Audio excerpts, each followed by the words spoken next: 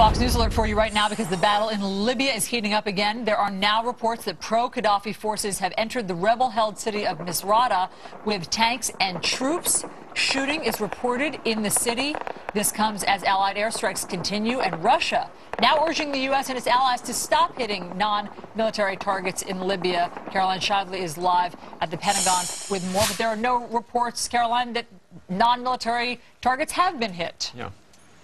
That's according to Admiral Mike Mullen. He's the chairman of the Joint Chiefs. He's saying he has heard no reports of civilian casualties, even though the U.S. is starting on these bombing raids, and that Muammar Gaddafi has started using human shields. But again, no reports. It's still early for the battle damage assessments. Mike Mullen also said U.S. planes have attacked some government forces in Benghazi. That's where we've seen Rick Leventhal throughout the weekend. It is a key rebel stronghold. The French now have planes up in the air over Benghazi, according to Mullen. That is going to be continuing 24/7. It won't just be the French and the U.S. The Brits, the Danes, the Spanish, and the Italians will also be enforcing that. Now, there have been anti-aircraft gunfire and explosions heard in Tripoli today, but Gaddafi hasn't flown anything in 2 days, and they don't see any Libyan surface-to-air missiles.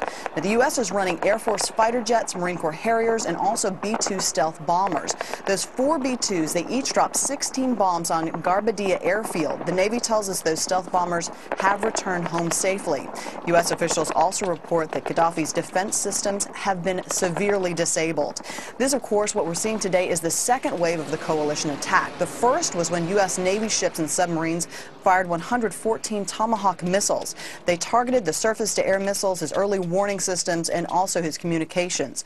Now, state television, you mentioned this, has reported that there have been 64 civilians killed. Mike Mullen says he has not seen any of that. Also, interesting, one of our allies, Russia, calling on Britain, France, and the U.S. to stop these airstrikes against what it says are non-military targets. Mike Mullen was asked about that on Fox just moments ago. He says operations will continue. Steve, Allison, and Brian, back to you. All right, Caroline Shively, we thank you very much.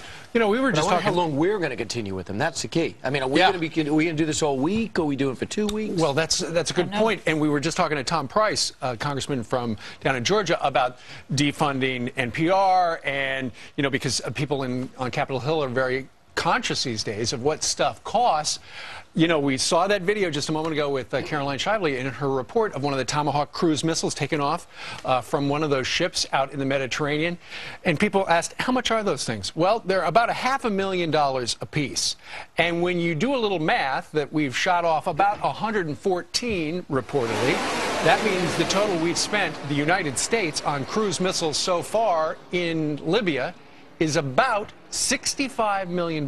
We spent $65 million yesterday shooting cruises. Okay, and then Brian, to your point, how long is this going to go on? Because we have different calculations for how much money we will spend to enforce this no-fly zone. And if it's for 1 week, it's $100 million to $300 million per week of the no-fly zone. All right, and moving on, the initial strike to secure the airspace, which we understand has been done, close to $1 billion, somewhere between $500 million and $1 billion for 6 months. This is the figure we got right away. Right. On Friday, they figured $9 billion. But I think that number is if we acted alone. I think that we have a situation now with so many other countries involved. Remember, the Persian Gulf War I was virtually all paid for. And for the countries that didn't participate, they wrote the checks. So these Arab League member states, if they're not going to send the planes like United Arab Emirates, I imagine there's a situation where they're probably writing the checks if we cut the right deal. Well, that's just it. I mean, we kind of came late to the party with the United Nations. I mean, is that part of the deal? Are we going to get reimbursed for this stuff? And we don't know. Well, we can compare it to some past historical similar no-fly zones. 3 months of air superiority over Serbia cost $2.4 billion, and the no-fly zone over Iraq cost $1.3 billion per year. But Libya, we should tell you, is 6.5 times larger than the no-fly zone over Iraq, so it would cost more. Right, and just one other reason why we're talking about how much it costs is because the president has made it very clear. Yesterday, he revealed his hand, and he said, we are not going to put boots on the ground there. There will be no Army, U.S. Armed Forces members on the ground in Libya. We're just going to do it from up there. And we're not leading. We are clearly not leading. The French and British are leading, and the Arab League wants the West to help. Well, I mean, that's what they're saying, but I think currently it's being led by General Carter Ham, yeah, who heads up the U.S. Africa operation. So the United States is leading right now. And we just sent all of those cruise missiles over there, and we sent the B-2s, the stealth bombers. So it looks like we're in it pretty big. All right. In Japan,